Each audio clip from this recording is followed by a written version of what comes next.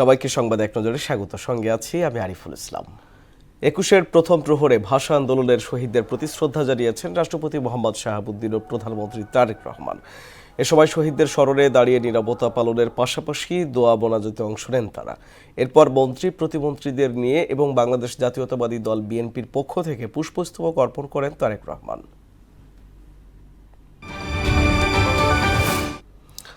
অপর ২১শে ফেব্রুয়ারি মহান শহীদ দিবস ও আন্তর্জাতিক মাতৃভাষা দিবস উপলক্ষে কেন্দ্রীয় শহীদ মিনারে ভাষা আন্দোলনের বীর শহীদদের প্রতি গভীর শ্রদ্ধা জানাচ্ছেন সর্বস্তরের মানুষ।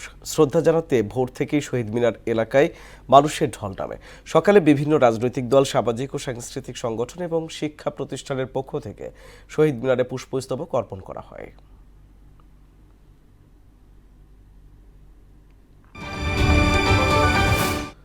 ২১-এর চেতনা ধারণ করে আগামীতে বৈষম্যহীন সমাজ গড়ার প্রত্যয় ব্যক্ত করলেন স্থানীয় সরকার মন্ত্রী মির্জা ফখরুল ইসলাম আলমগীর।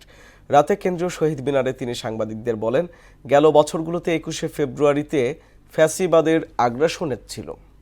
আগামী দিনে সাম্য এবং মানবিক বাংলাদেশ গঠনে বিএনপি কাজ করবে বলেও জানান তিনি। মৌলভীবাজারের শ্রীমঙ্গলের ভৈরব বাজার এলাকায় কাভার্ড ভ্যান ও সিএনজি চালিত অটোরিকশার সংঘর্ষে ৩ জন নিহত হয়েছেন। শুক্রবার রাত ১:৩০টার দিকে দুর্ঘটনা ঘটে। বিষয়টি নিশ্চিত করে মৌলভীবাজারের অতিরিক্ত পুলিশ সুপার জানান, রাত ১:৩০টার দিকে কাভার্ড ভ্যানটি শ্রীমঙ্গল থেকে মৌলভীবাজারে যাওয়ার সময় অটোরিকশার সঙ্গে মুখোমুখি সংঘর্ষ হয়। ফিলিস্তিনের গাজা উপত্যকার নিরাপত্তা ও আইনশৃঙ্খলা রক্ষায় প্রস্তাবিত আন্তর্জাতিক বাহিনীর জন্য সেনা পাঠানোর প্রতিশ্রুতি দিয়েছে ৫টি দেশ।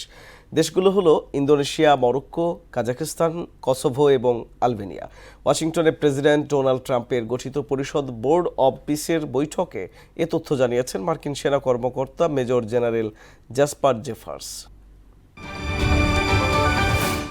টি-20 বিশ্বকাপের সুপার ৮-এর ম্যাচে পাকিস্তানের বিপক্ষে সন্ধ্যায় মাঠে নামছে নিউজিল্যান্ড। কলম্বোর প্রেমাদাসা স্টেডিয়ামে ম্যাচ শুরু সন্ধ্যা ৭:৩০টায়। গ্রুপ এ থেকে ৪ ম্যাচে ৩ জয়ে সুপার ৮ নিশ্চিত করে পাকিস্তান। অন্যদিকে সমান ৪ ম্যাচে 3 জয়ে সুপার ৮-এ উঠে নিউজিল্যান্ড। তাই এই ম্যাচে জয় দিয়ে সেমিফাইনালের দৌড়ে এগিয়ে থাকতে চায় দুই দলই মরিয়া। এই ছিল সংবাদ এক নজরে সব শেষ খবর। সবার আগে জানতে মোহনার সাথেই থাকুন। এতক্ষণ সঙ্গে থাকার জন্য ধন্যবাদ সবাইকে।